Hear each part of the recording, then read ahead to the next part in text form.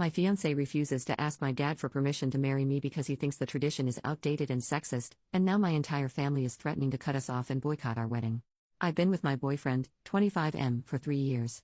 We both just finished school, and are finally ready for marriage. He proposed last week and I happily said yes. I literally could not be happier.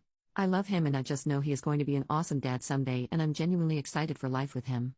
But my boyfriend is very new school and my dad is kind of old school.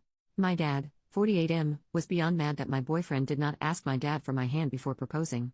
My dad said he was willing to hear my boyfriend's apology if my boyfriend formally asks for my hand at a dinner that my dad said he will pay for at the restaurant of my boyfriend's choosing.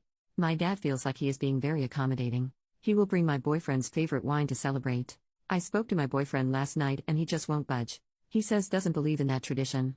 My boyfriend showed me an article online where a Pakistani woman was stoned to death outside a courthouse because she married a man against her family's wishes. This just happened. My boyfriend, who witnessed his father be abusive and possessive with his mom as a child, has always felt strongly that women are not property. He thinks the tradition of asking for her hand is repulsive. His point is that he's met my whole family and gotten to know them. He says they have always known his intentions and he never made it secret that he was in love with me and wanted to marry me and have children one day. He feels he was done enough to announce his intentions and all of them seem to approve of him.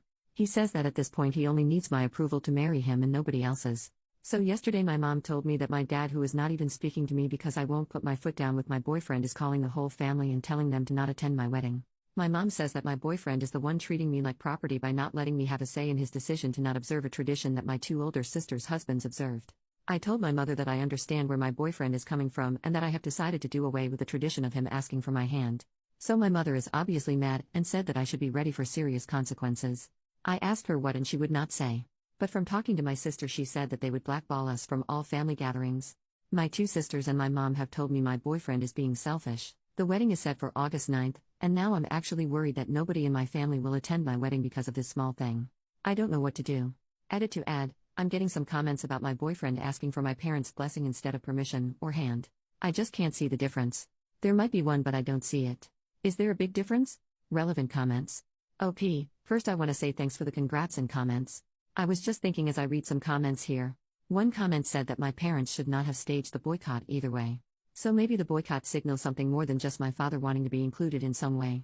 I don't know. I'm now worried that the boycott and calling all my relatives signals more controlling issues that my dad has that I never noticed before.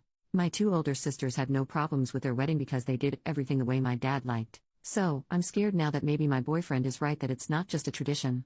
Commenter, you said my dad feels like he is being very accommodating. But no, both he and your mother are being controlling. And they are attempting to make you choose between your fiancé and them. Choose your fiancé, otherwise you're setting precedent for this type of behavior and interference for the rest of your marriage. OP, this is what I'm afraid of. My fiancé and I don't practice Catholic religion like my family does. So I wonder what will happen when my kids aren't baptized and all that. Commenter number 2, you two need to have a discussion about how the children will be raised religion-wise now, before you have the child. Just advice from someone who learned the hard way. OP, we did. We don't want religion in our children's lives. We decided that education is going to be the focus, and they will make their own minds up about religion once they are educated adults. I grew up Catholic, but I don't want that for my kids. My husband grew up somewhat Christian and he still believes in God, but he doesn't want religion to be a major part of our family either. We have talked this subject to death. You're right, it's very important. I realize we might change our minds later, who knows? But my family doesn't know about this.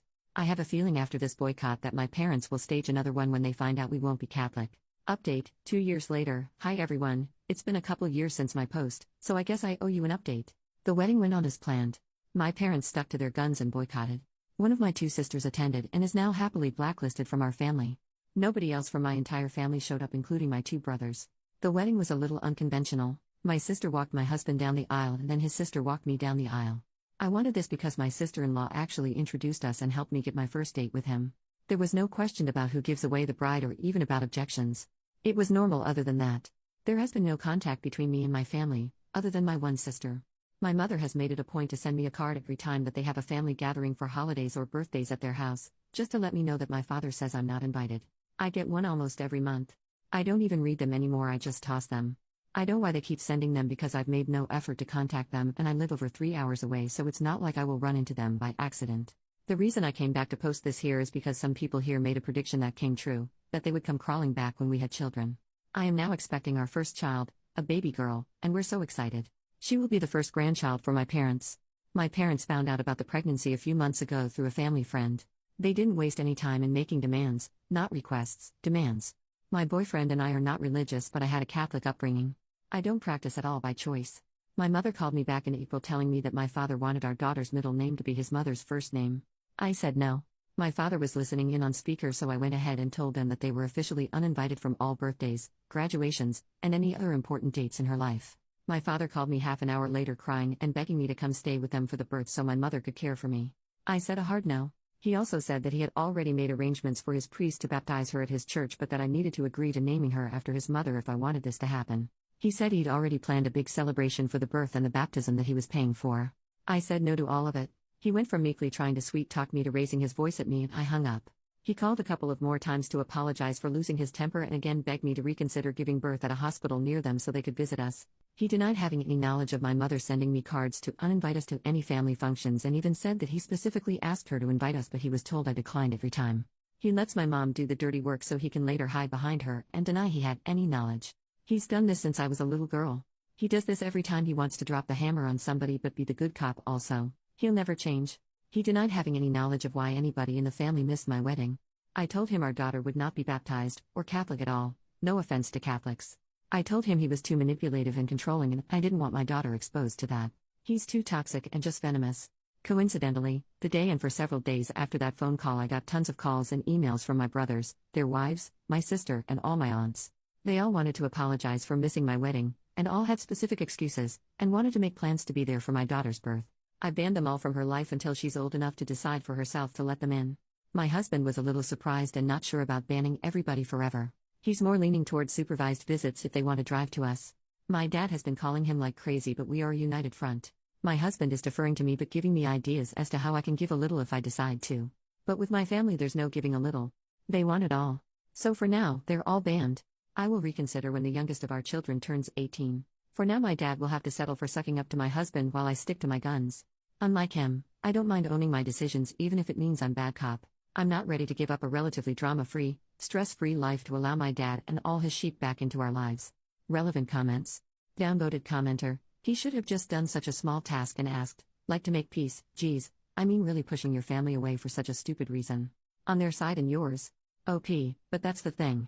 After that one small task they would want to name my daughter, another small task, then they would ask I go have the baby near them, another small task, then have her baptized by their priest, then they pick her school, then they make life decisions for her like they tried with me and my siblings, all small tasks. It would never end. OP replying to a downvoted comment that things have gone too far and to make amends for their daughter, I guess I would tell you that not everything fits in the oversimplification in your comment. My daughter will be better off without a full family of manipulative, controlling, and abusive people, or people who condone such behavior. After years of abuse I was glad my husband decided my dad's demand that he ask permission to marry me was too antiquated. The original conflict that caused this rift was years of abuse and manipulation. I chose to burn bridges that needed to go. Otherwise I would never be free to make my own decisions about my own life without consulting with my dad at every turn.